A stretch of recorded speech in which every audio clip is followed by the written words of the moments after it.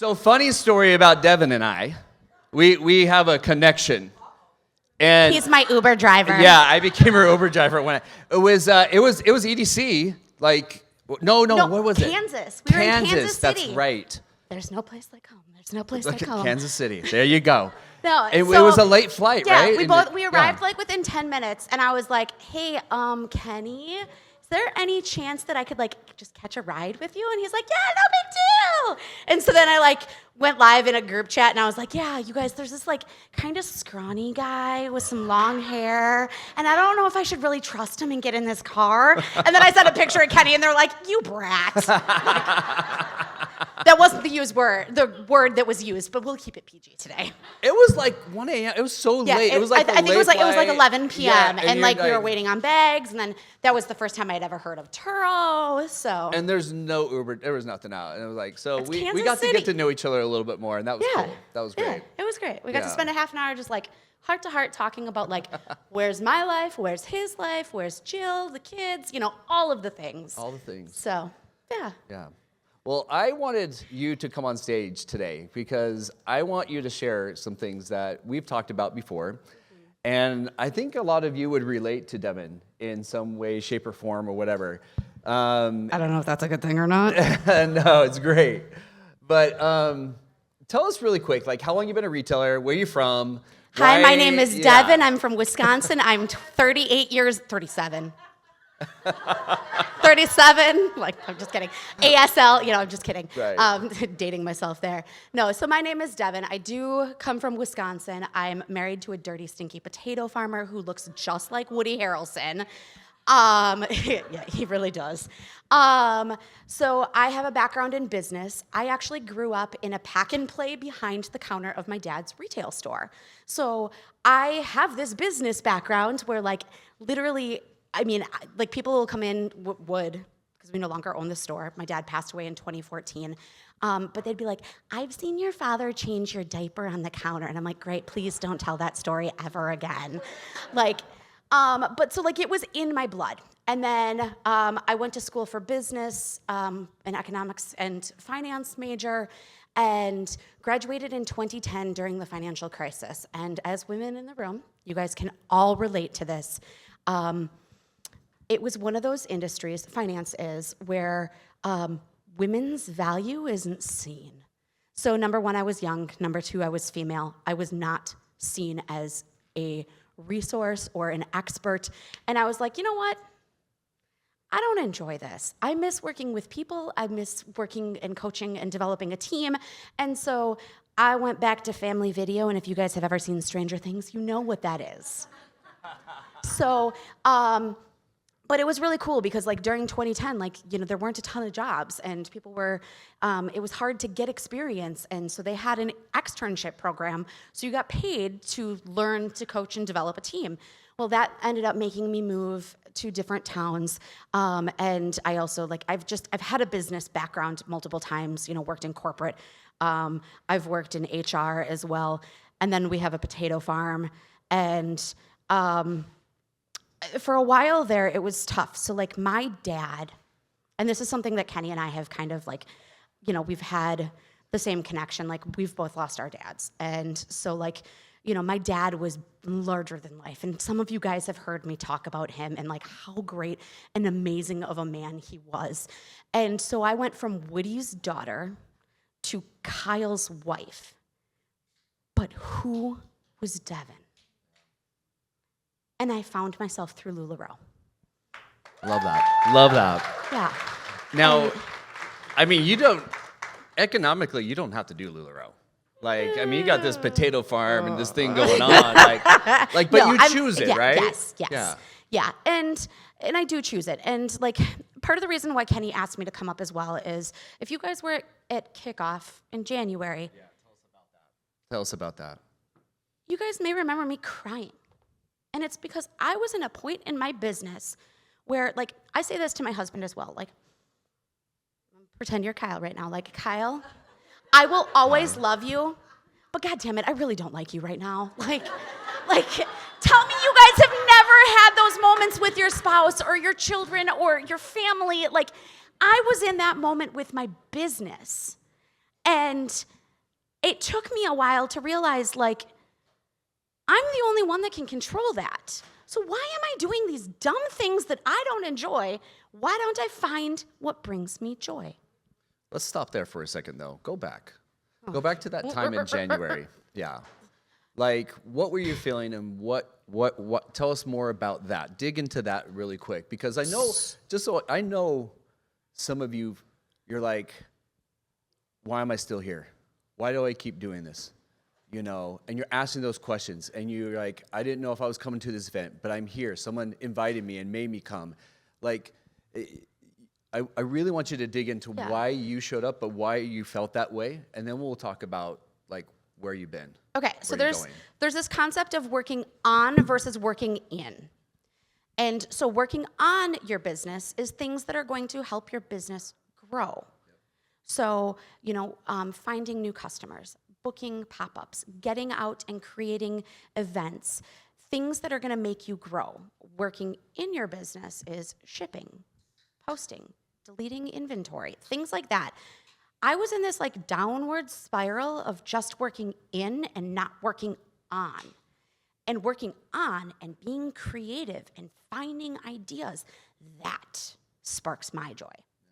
And so, like, for a while there, I was like, I'm just stuck doing the same junk over and over again. And I was like, I need to change it up, you know? Like, who can relate? Raise your hand. Let's see. Who can relate? Yeah, right? A little and monotony. those of you that don't raise your hand, I know you're lying.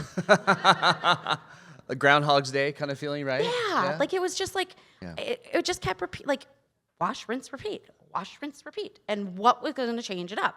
Like, I needed that new sparkly dress to make me feel good. Yeah. And so what was that dress? Well, it's getting back out and doing events. So from January kickoff, I mean, you were emotionally drained. Yeah. You were trying to figure things out. And for anyone that had to deal with me in January, like, I'm sorry. I was not a fun person to be around. We're happy you're here still, because you are a fun person. Yeah. Sometimes. Sometimes I'm feral. So... I'm not joking, guys. Like, that's one of the things that's brought me joy as well, is, like, I love being feral. So I'm doing what I want in my life. Do we need a shirt that just says feral on it now? Yes. I mean, like, we'll name it the Devin. Can we please get a live that says in my feral girl era? A salty one? Yeah, we have those days, right? Yeah. But, like, you know, like, it's more than just being feral. It's the fact that I'm owning what I want. I like to garden. Like, so someone said this the other day, like, our generation is not having midlife crisis anymore. We've just gone right to grandma mode. Don't worry, it's not your generation. Yeah. But we are canning. It's completely okay to crochet. If you want to sit on your couch and read books, yes, sourdough. Who loves some smut novels? And Kenny is like, I'm never inviting Devin back on stage. I love this, because everyone's going, amen, right? And there's also a reason they brought me after lunch, because they knew that I would make you all wake up. That's right. You got you there. But, like, you know, it's just living our lives unapologetically us. Yeah. And so, like, I also love to terrorize my husband. The other day, like, I'm not joking, like, if this was the wall, like, I laid on the floor like this and was like, hi, what are you doing? And he came around the corner and he's like, holy shit, what are you doing there? Like, beep. Just wanted to see if you were still awake. I'm sorry. But that literally was his reaction. Like, but, like, you know, it's like little things like that. Like, I spend all day planning it, and then he gets home and I'm like so excited to do this, and it brings me so much joy.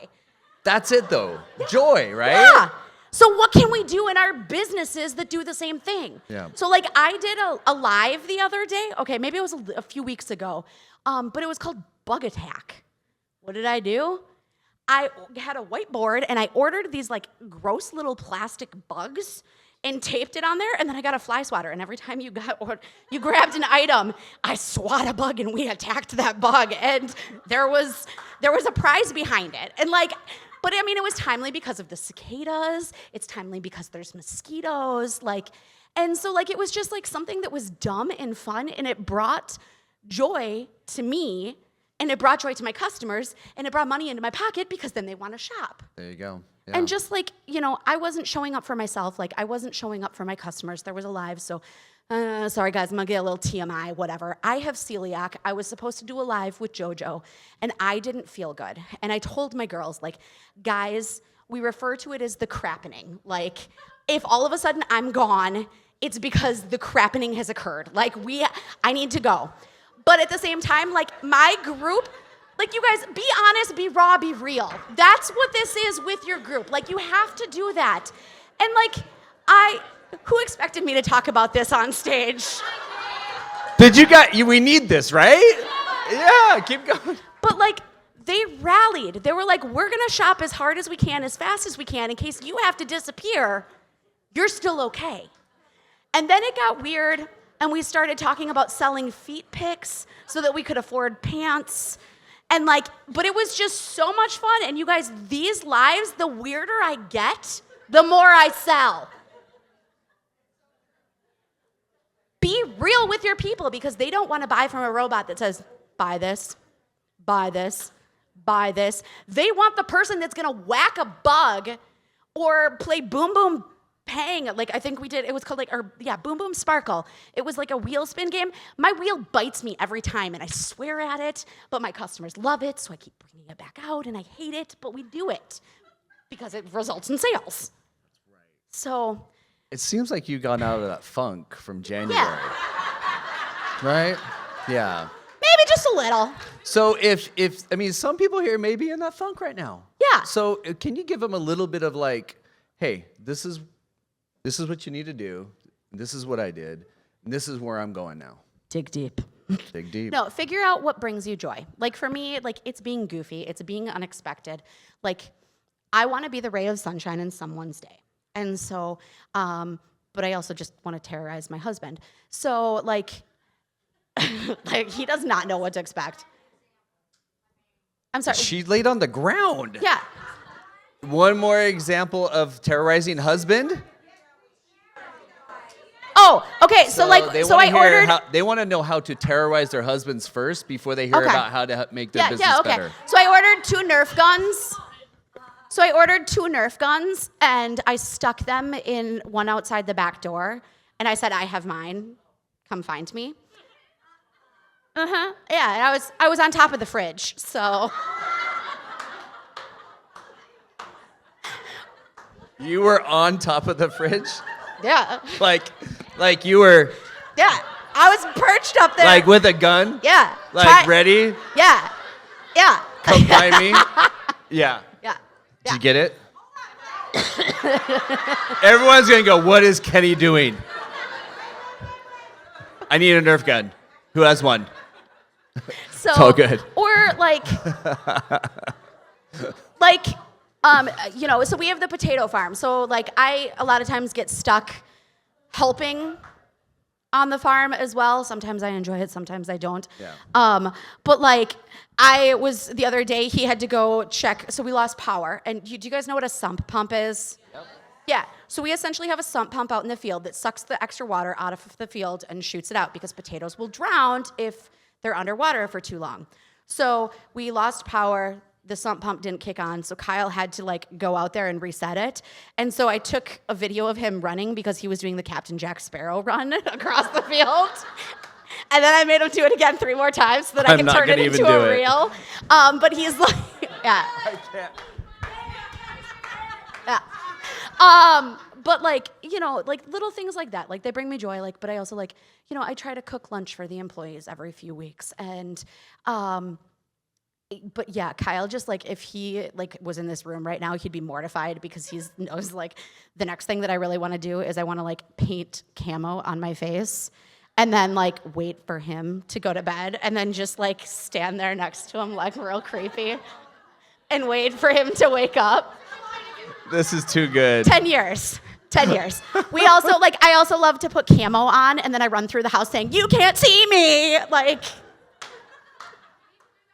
Can we see you do that live one time? We'll just do it on the retailer community page. Yeah. Yeah. I think but you guys, like, think about things like that. You can channel it into your group. Like, put something on camo and then be like, oh, you guys can't see me. And then dumb stuff like that. But I also like try to bring it into events as well. Like, we talk about things and like, I try to inject humor in everything that I do. If you guys clearly notice. So like, the Hope bodysuit, I always have those hanging near the end of a rack when I'm at an event because someone will look and touch at it because I think it's a swimsuit. And I'm like, no, it's a bodysuit. And it sucks and tucks and hides all your hail damage. And people like have to think about that for a second. They're like, oh my God, for real? And I'm like, yeah, go try one on. Like, it's totally cool. Go try that on. Like, but, just bringing humor. And even if you guys don't think that you're a funny person, because like there are times where I don't, like, it depends on the group of people that I'm with. Like sometimes like I'm the quiet, shy one, believe it or not. But sometimes you just have to channel your inner weirdo and let them out. I love it. I love that. So what I want you guys to think about, I saw her at January kickoff, and this is not the Devin I saw. Okay? She's changed. And she made a choice. She made a choice to find her joy. You gotta find your joy in or out of this business. If it is gardening or crocheting or sourdoughing or have havoc on your husband, like whatever Smut it novels. is. There you go. Smut novels. Your husband will love you for it. Okay? So, I know you guys love Outlander and stuff. Like, I know, all right? Okay, it's a thing. But find joy. I had an incredible conversation with a retailer in January, and she made a choice to try to find something that she lost, and she found it, and you can see that her light changed, and she's feel brighter, and she stands more tall, and she stands more confident, and she shows up. And I've seen that with Devin. And I want you to find that joy, whatever it is, because what happens is like, it's a balance. It's going to trickle right into your business because when you show up with this energy, your business grows. You can't always, if you're in this lull, that energy is going to show up. You got to show that like life is grand, life is great. Have fun with it. Get creative. It's real, right? Everyone's going through it. And if you can't find the joy in your business, look at your life first. Yeah. Because if you're not a happy person, and it may not be that you're not happy at that, like, I'm not saying that you're a happy person in total, but you may not be happy in that moment. Because, like, sorry, dudes, we're going to talk about this. Mary Cobb and I had a conversation about it. It's called your Lula period. You know that moment? You know that moment when you're PMSing and you're like, I just hate everything? Is that when I get those emails and text messages? I'm pretty sure, like, every time Kenny sees my name on his phone, he just does, like, an internal sigh of, like, why? Just kidding. But, like, those moments, like, and sometimes you just need to realize, like, ask yourself, is this something I can control? Is it a moment? Or is this becoming a habit? Because there have been, like, you guys remember Lindsay Wheeler talking about the BMW? Say it again. Yes, 5 minutes minutes with the BMW. So another analogy I heard of that was, it's okay to be salty, but don't sit in the brine so long you become a pickle. Say that again. They need to write that down. Hold on. Okay. Get your pens out. Open those notebooks. You're going to put it up on your wall. It's okay to be salty. Stop. Pause. It's okay to be salty. Should we all say it together? 1, 2, 3. It's okay to be salty. Yes. But don't sit in the brine so long you become a pickle. So don't sit in the brine too long. Yeah. That you become a pickle. Like, there's moments, like, say, like, tomorrow, if there aren't enough Lins. Or if you're at the orchard while you're trying to order. Just kidding. No, there's I a love you. break. There's a break. Oh, okay. Yeah, All there's right, a break. all right, all Yeah, right, it's okay. during the break. So, but like, yeah. So, like, say you didn't get as many as you wanted. Like, you know what? That's okay. Have your 5 seconds. Find your circle. Vent to them. Your circle is not the retailer community, nor Thank you. is it Hive. Find your circle, vent it out, and then I'm going to challenge you to turn around and do something good for someone else because it'll make you feel better. Every single time. Every single time. Devin, thank you so much. You're welcome. Give it up. So, you guys, I'd love to leave you guys with a quote because my another daddy quote. Write it was down. one of the best people that I knew in this world. Was he perfect? No.